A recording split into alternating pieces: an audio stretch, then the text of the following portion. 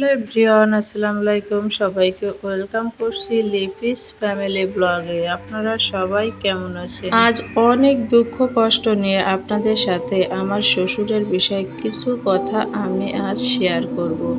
যে কথাগুলো হয়তো বা এমন কোনো ফ্যামিলি আছে ফ্যামিলিতে ঘটে, আবার কোনো ফ্যামিলি আছে নাও বা ঘটতে পারে। আসলে যারা বিদেশ করে তাদের হয়তো অনেক দুঃখ কষ্ট থাকে, যেগুলো কেউ জানে কেউ জানে না। কারণ তারা তো ফ্যামিলি ছাড়া বাইরে থাকে। সবাই কিন্তু এই কথাটি বলে বা জানে যারা বিদেশ থাকে তাদের টাকাটা কিন্তু সবার ভালো লাগে, কিন্তু তাকে অনেকেই পছন্দ করতে পারে না। ঠিক তেমনই আমার শ্বশুরের বিষয়টা। আমার শ্বশুরকে কিন্তু ফ্যামিলির কেউই তেমন পছন্দ করতে পারে না, কিন্তু তার টাকাটা কিন্তু তাদের খুব ভালো লাগে। যখন আমার শ্বশুর দেশে আসে তখন তাকে কেউ দেখতে পারে না বললেই চলে। এমনকি তার ছেলেরা বা ছেলের বউয়েরা তাকে এক বাটি তরকারি বা একটু ভাত বা একটু কিছু খেতে দেবে সেটাও কিন্তু তাদের দেয় না।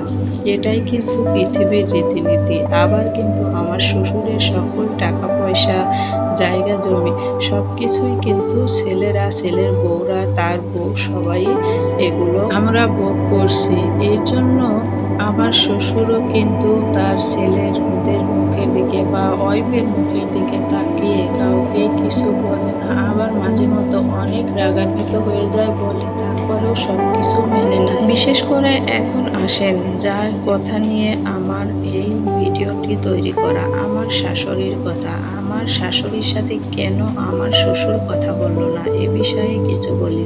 আমার শ্বশুর দেশে আসলে কিন্তু আমার শাশুড়ি সবসময় আমার শ্বশুরের চেয়ে তার ছেলে, নাতি নাতনি এদের প্রাধান্যটাই বেশি দেয়। দেশে থাকলেও কি না থাকলেও কি, কিন্তু দেশে আসার পরে তো তাকে প্রাধান্যটা দেওয়ার বেশি দরকার, কিন্তু সেটা সে কখনোই দেয় না। আমার শ্বশুরকে সে গুরুত্বই দেয় না। সে এমনও আছে কিছু রান্না করলে তার হাজবেন্ডকে না দিয়ে সে তার ছেলে, নাতি নাতনিকে খাইয়ে দেয়।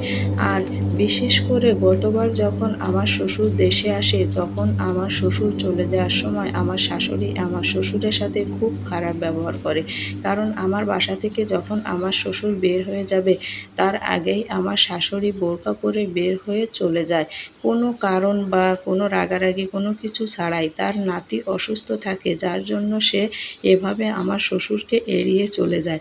কিন্তু আমার শ্বশুরের কথা যাও, কিন্তু আমি তো চলে যাচ্ছি বিদেশ, আমার সাথে 5টা কথা বলো, এক জায়গায় বসো, একসাথে বের হয়ে আমি চলে যাই, তারপরে তুমি যাও। কিন্তু আমার শাশুড়ি এগুলো কোনো কিছু বুঝারই থাকে না। আমার শ্বশুর বের হয়ে যাওয়ার আগেই আমার শাশুড়ি এখান থেকে গ্রামের উদ্দেশ্যে রওনা দিয়ে দেয় তার ছেলেকে নিয়ে।